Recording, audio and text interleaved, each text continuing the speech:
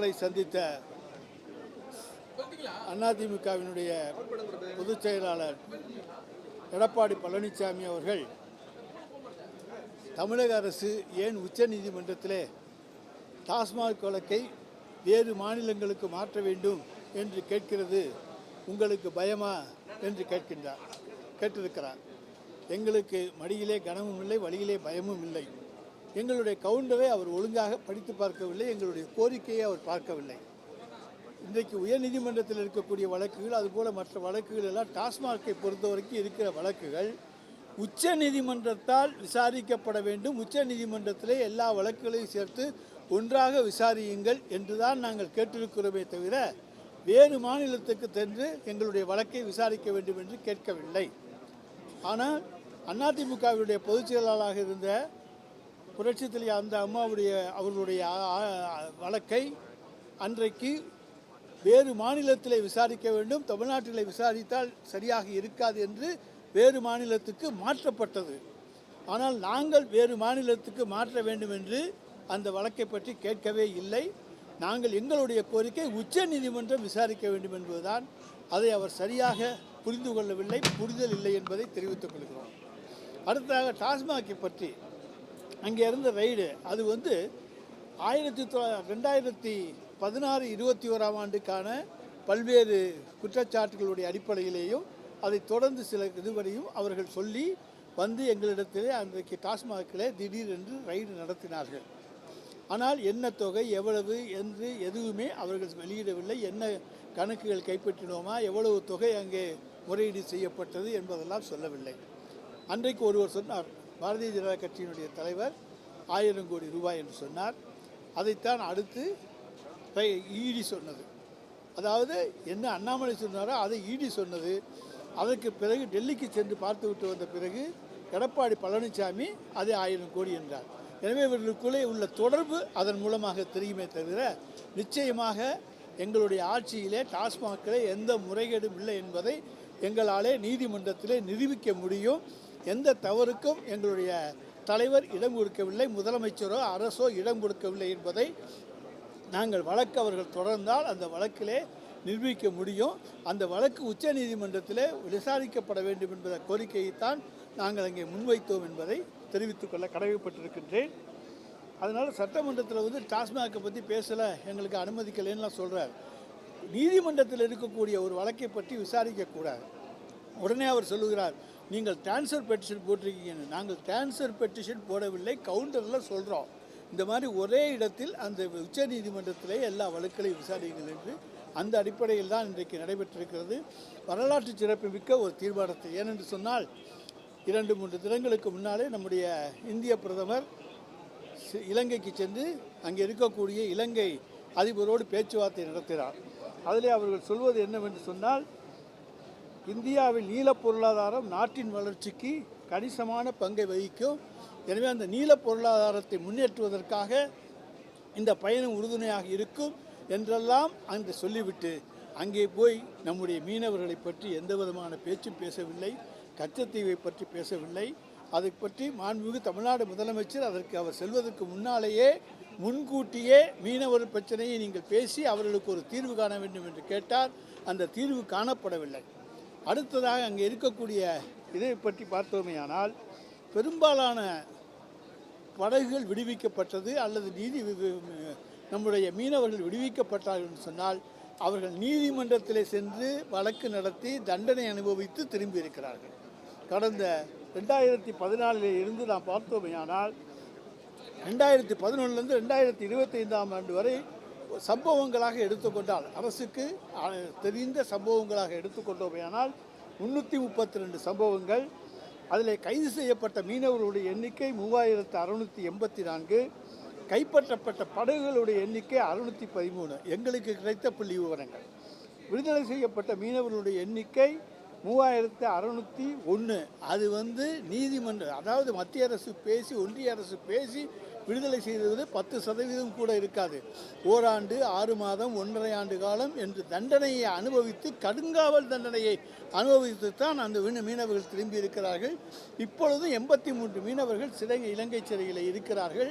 அதில் 11 பேரை விடுதலை செய்ய இருப்பதாக சொன்னார்களே தவிர தமிழக அரசு தொடர்ந்து இன்றைக்கு 27ஆம் தேதி அவர் சொல்லியிருக்கிறார்கள், கடிதம் எழுதி கொண்டிருக்கிறோம், மீட்பு படகுகளை அனுப்புவதற்கு தயாராக இருக்கிறோம் என்று சொல்லியும் இன்னும் எந்த விதமான பதிலும் கிடைக்கவில்லை. எனவே அவர்களும் இன்றைக்கு சிறையில் இருந்துதான் வெளியே வருகிறார்கள்.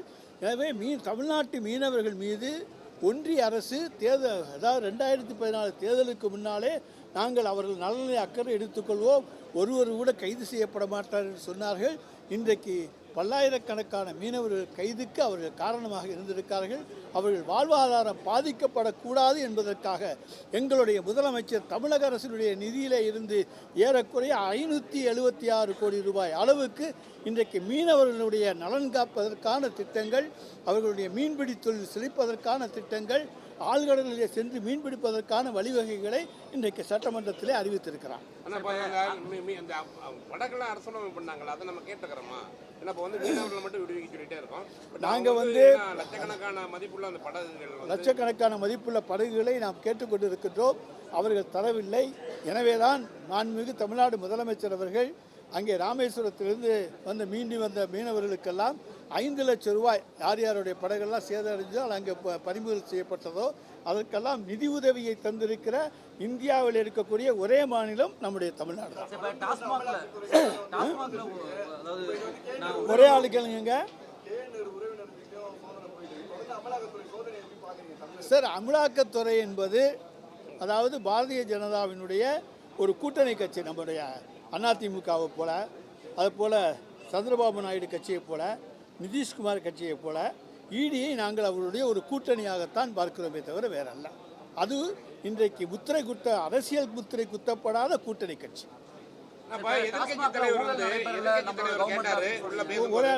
எதிர்கட்சி தலைவர் பேசுறதுக்கு அந்த வாய்ப்பு கேட்டிருந்தாரு. இந்த மாதிரி வந்து நீங்க வந்து வேறு மாநிலத்துக்கு மாத்திரதா சொன்னாங்கல்ல, பட் உள்ளே நம்ம சொல்லியிருக்கலாம்ல, இந்த மாதிரி நான் வந்து சுப்ரீம் கோர்ட்ல ஒன்னா தான் பண்ணியிருக்கேன்ட்டு.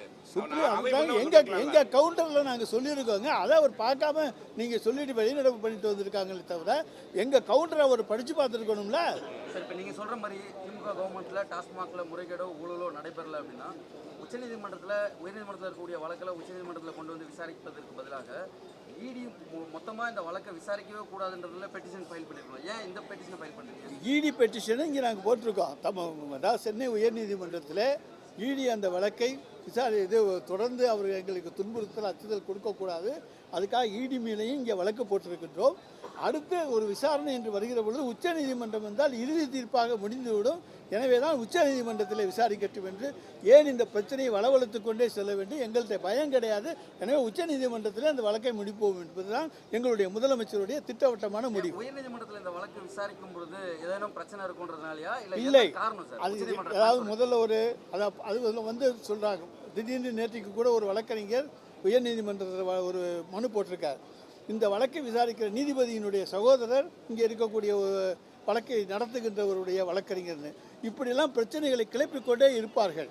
இப்படிப்பட்ட பிரச்சனைகளை கிளப்பி அந்த வழக்கை இழுத்தடிப்பதை விட உச்சநீதிமன்றத்தில் ஒரே வழியாக வழக்கை முடித்து விடலாம் என்பதுதான் எங்களுடைய எண்ணம். சென்னை உயர்நீதிமன்றத்தில் இருக்கக்கூடிய நீதிபதிகள் வந்து இந்த வழக்கை விசாரித்தா சரியா இருக்காது அப்படின்னு திமுக நினைக்கலாம். இல்லை, சென்னை நீதிமன்றத்துடைய நீதிபதிகள் நியாயத்துக்கும் நேர்மைக்கும் கட்டுப்பட்டவர்கள், இரவு பகல் பாராமல் உழைக்கக்கூடியவர்கள், நல்லவர்கள். அவர்கள் தீர்ப்பின் மீது எங்களுக்கு எந்த விதமான சந்தேகமும், அவர்கள் நடவடிக்கைகளே அரசுக்கு எந்த விதமான சந்தேகமும் கிடையாது.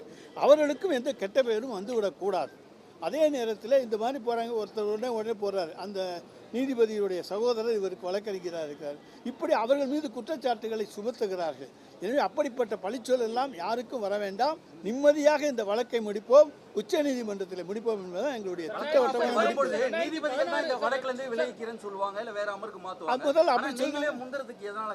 நாங்கள் முந்தலைங்க.